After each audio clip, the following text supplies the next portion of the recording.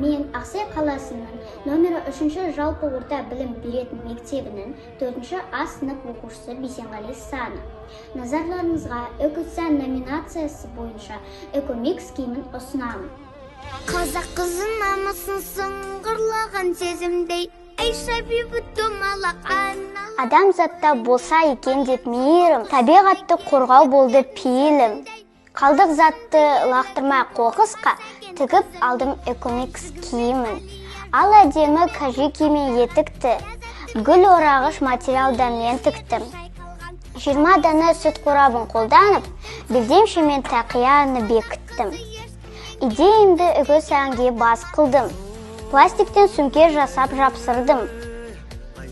Чипсы, керешки, шоколадтың қағазын ою қылып киімдерге бастырдым.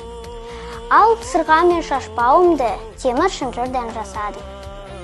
Бұл заттар аяқ-қол астынан, жерде, суда, ағаштың бұталарында ілулі тұруымыз көруі мүмкін.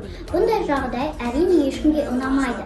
Сондықтан сіздердің назарларыңызға мен пластик бөтелкелер мен полиэтилен пакеттардан өзіме киім жасадым.